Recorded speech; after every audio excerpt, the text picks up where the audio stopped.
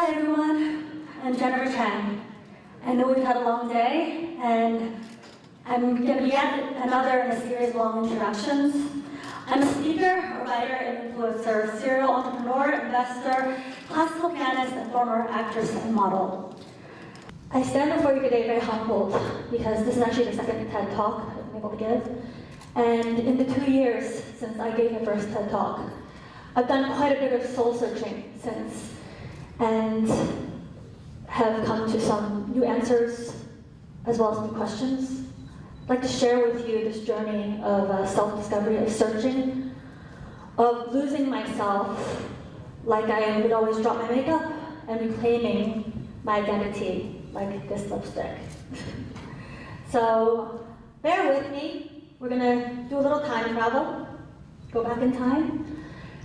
And I'm so inspired by all of you out here today, my peers, learning so much and still learning.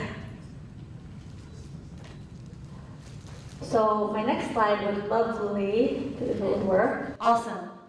Okay, so several years ago, I was living in New York City, juggling the life of an actress and model and media finance executive. This particular day, I was actually just on the metro and scrambling because I was actually wearing pigtails. I'd come back from an MTV shoot, and I was trying to brush out my pigtails and then transform myself for a meeting I had at a hedge fund next. And I was, brushing out my pigtails, trying to apply a darker lipstick, and I was just like, oh, completely frazzled, dropping my bag. And then I locked eyes with this woman who was sitting, this girl actually, was sitting across from me. And she was putting on mascara and almost poking her eyes out, and she just kind of had this connection, this moment of connection, staring at each other. And, we're both almost dropping our makeup. Anyone out here? Okay, I'm sure 50% of you had this makeup scramble, am I right? Yes? Yes? Girls are agreeing with me. So anyway, that moment was an indelible mark on my brain. I had sort of like my epiphany, my eureka, what have you. I made an internal vow to myself that one day I would come back and help that girl in the metro.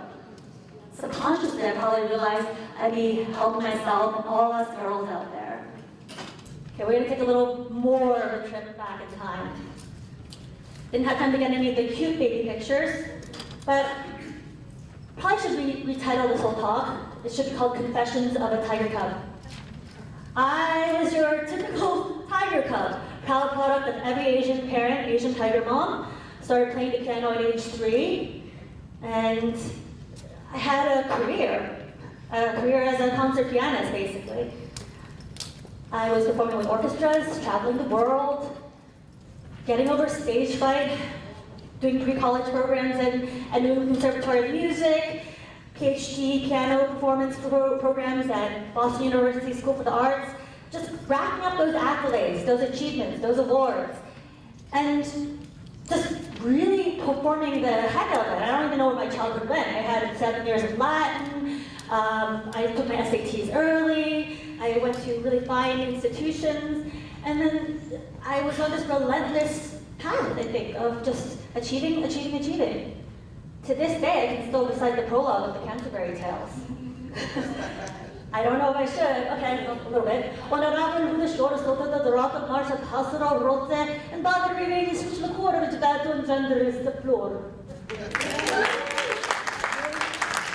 I didn't come on to talk about my failed career as an academician or what I did next.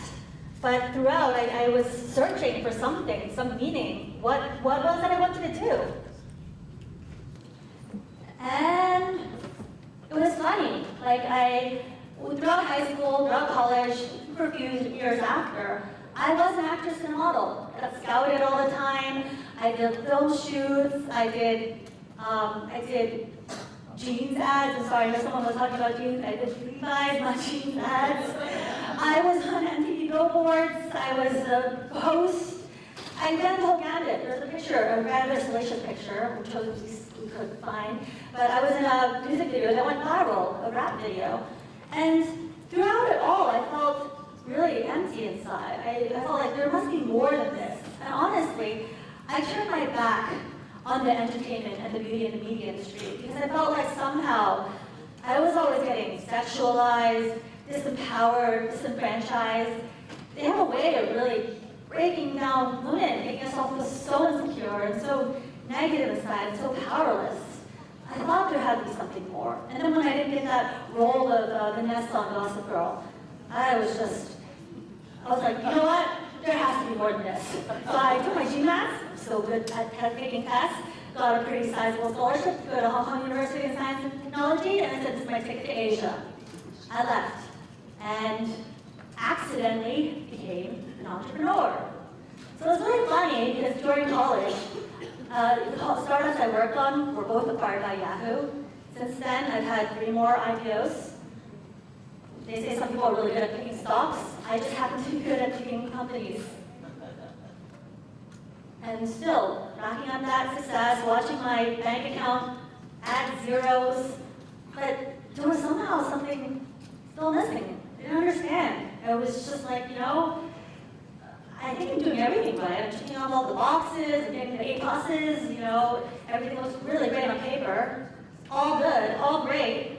And then meantime, I mean, I spent my whole life, even when I was younger, auctioning off piano lessons for charity, performing for charity.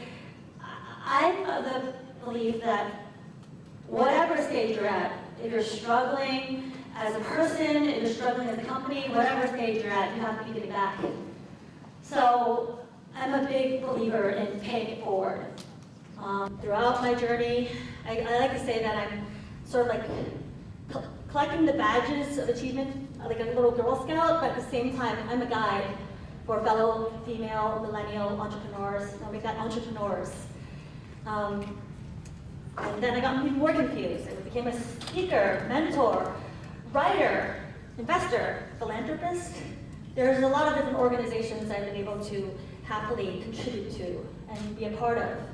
And I'm trying to muster up enough time to continue to help those in their journeys forward. And working on a piano CD with proceeds going to charity. I'm working on a book for girls who want to have it all. But, oops. I then decided, right after my TED Talk 2 years ago, to come back to my beauty, fashion, media roots, much like Latin roots in a way. I'm going to put on my geek glasses again and read you the definition of the company or movement that I'm trying to do now. So what is GLAMIT? GLAMIT stands for Glam plus IT. It's actually information technology.